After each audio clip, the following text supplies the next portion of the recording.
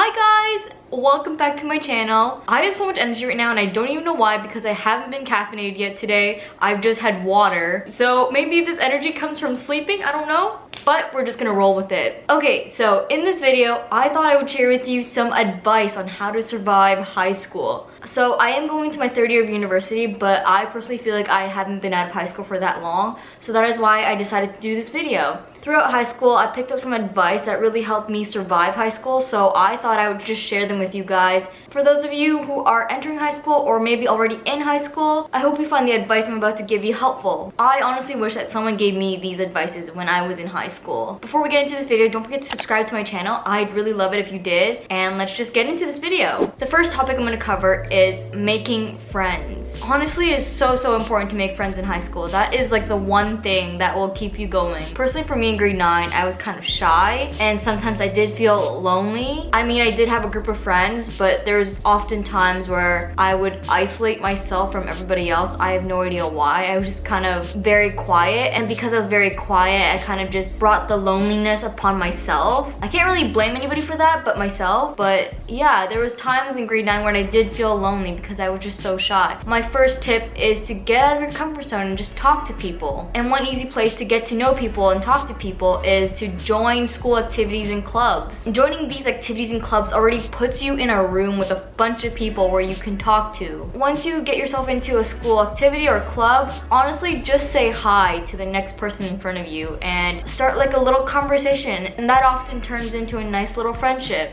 That is how I met a lot of my friends, by joining clubs. And meeting these people in these clubs, I can honestly tell you that I have been friends with them throughout all of high school, and some I am still currently talking to right now. Also, if you joined a school activity or club, you guys are all there for a certain reason. Whether that is because you have the same interest in that club or you just want to meet new people. There's something you have in common right there, and that gives you a reason to talk to people. Another way you can make friends is to talk to the people in your class. Talking to people in my classes was another way I made a lot of my friends throughout high school. Also, making friends in your classes may also benefit your education. Let's say math is a course that's more difficult for you, but it's really easy for someone else. You guys could collaborate and you can ask your new friend for help. Most people are so kind and they will help you out. Also, let's just say you're sick one day and you're not in class. Having a friend in that class, you can easily just text them, message them,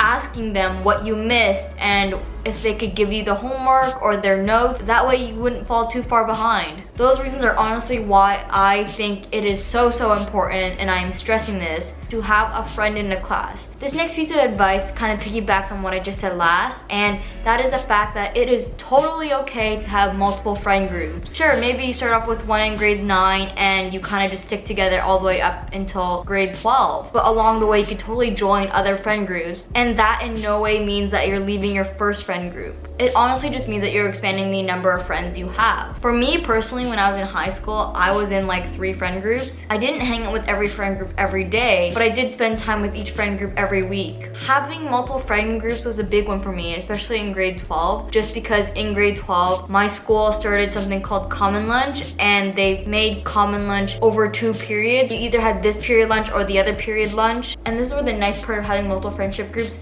comes in. I can't exactly remember the exact details, but I do remember maybe 2 out of my 3 friendship groups had the earlier period for lunch, where I was the only one who had the later period for lunch. So because I didn't have the same lunch period as 2 of my friend groups, I just hung out with my 3rd friend group for lunch. That was honestly so nice to have at least a few friends to eat with. Because let's say, for example, I was only in one friend group and everybody in that one friend group had the other lunch period and I was the only one separated. I would be eating lunch alone, and honestly that is just a very sad life, and I don't think anybody wants that life. The next topic I'm going to cover is friendship dramas. My first tip is just to avoid the drama. Fretting over the little things may just start a very stupid argument within your friend group, and honestly it's not worth it to waste your time and energy into that that argument. Some arguments may be about something really small, but could totally just ruin your friendship with that person or that group of people. Include dating an ex, or inviting one person in a group to hang out and not the other. Let's say, for example, one of your friends actually starts dating your ex. Yes, I completely understand that it could bug you, but honestly, you have to ask yourself, are you gonna be so hung up on it that you're willing to destroy your friendship with this other person? If I was in that situation, I would want to be the bigger person and just get over it myself, because if I had so many good memories with this friend and we're just so close, it's not worth it to throw everything we've been through together away just over something as small as them dating an ex. Please don't come for me. I am just telling you my opinion on that situation.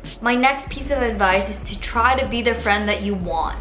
Oftentimes, it could be the things you do unintentionally that causes the drama within your friendship group. For example, don't start gossiping about someone inside that friend group. Gossip is kind of like secrets, and secrets don't stay secrets. News travels, so if you tell one person in your friend group, the other person is going to tell another person in your friend group, and it just goes around, and eventually whoever that gossip is about, that person will actually hear about it themselves. That is tea right there, and I hate to tell you, but tea spills, and when tea spills, tea stains.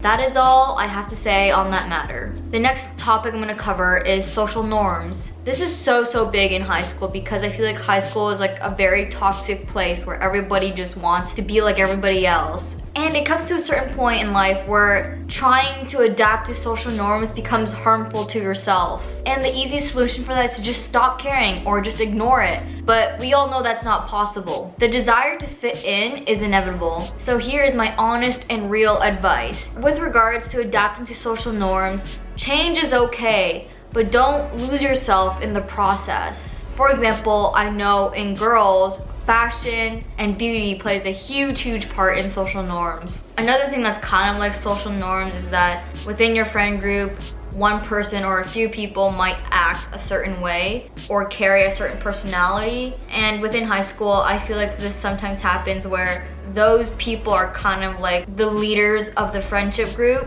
and they might possibly just rub off on you just to be like them and act like them. And honestly, if you don't really like their personality or don't want to adapt that personality, I would just stop hanging out with them. If you initially don't agree with how they act or the things they do, don't bother following in their footsteps and trying to be like them if that's not really you. And let's say, for example, you've been friends with this group for a really long time, maybe since the beginning of high school, and then suddenly maybe in grade 11 or something, they just change. And I can't blame you for not wanting to change with them, but sometimes you might feel like you want to stay with them because you're scared of breaking free from them and just being alone for a little bit until you find another group of friends to hang out with. I feel for you because I know I have been in that position before, and it's just a really hard thing to just leave that previous friend group. My honest and real advice is just to leave that friend group because it is honestly not worth it to change who you are if you don't like who you're gonna become.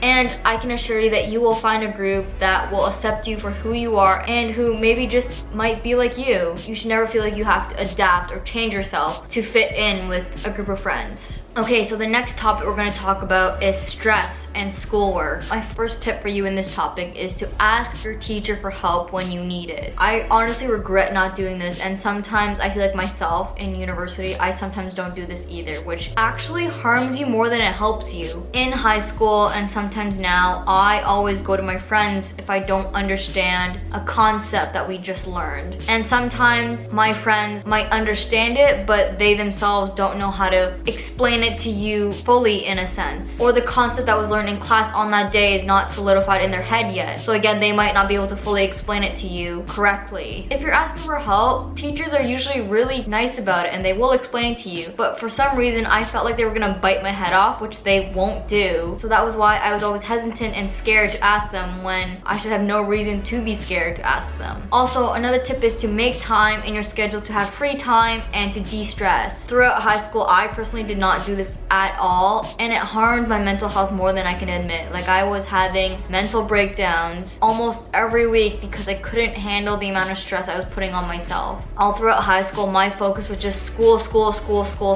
and I was always thinking about school, and that is really, really not healthy for you. So my advice is to find time in your schedule, or to make time in your schedule for some free time and to just have fun and to just forget about school, because I didn't, and it really hurt my mental health. That is very important and an absolute necessity, because once I started scheduling free time for myself in university, my stress level has decreased a lot, and I have just been more happy about my life than I ever was in high school. What you can also do to de-stress a little bit is to try to balance your hard and easy courses between both semesters. I know this is kind of difficult to do in high school, just because in high school your schedule is just kind of made for you. Yes, you get to choose your courses, but you don't get to plan your schedule and say which class I want to take in which semester. Honestly, the only solution I could tell you into fixing that is to talk to your guidance counselor to see if they can switch it for you so that you have an equal number of easy and hard courses within both semesters. But sometimes even if you talk to them, they won't change it, which is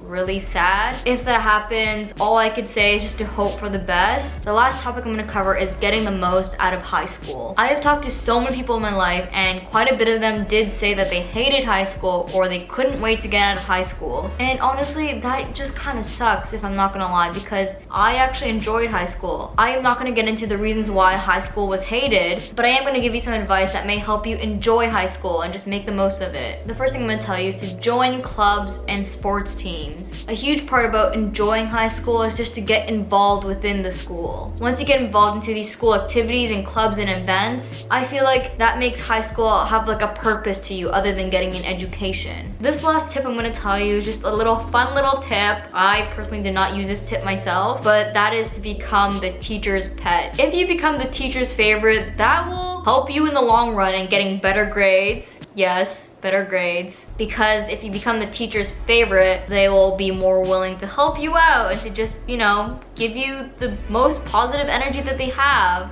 I personally was never the teacher's pet, but I did have friends who were the teacher's pet. I kind of teased them a little bit, but they 100% embraced it, which was totally fine. It's kind of sort of like a fun little jealousy kind of thing where they're just like, oh, you're the teacher's pet. I feel like in fictional stories, the teacher's pet is always bullied, but in real life, I feel like that doesn't happen. You're maybe just teased by your friends. No one really cares if you were the teacher's pet. That is the truth. Alright guys, that is all the advice I have for you with regards to surviving high school. I hope you learned something from this video, and I hope some of these tips and advice will be helpful for you in high school. I feel like I was rambling a lot in this video, and if I was, I am so sorry. Before I go, be sure to give this video a thumbs up and subscribe to my channel. Good luck with your high school endeavors, and I will see you guys in the next video. Bye! If it's fine by you, I'll take the passenger seat.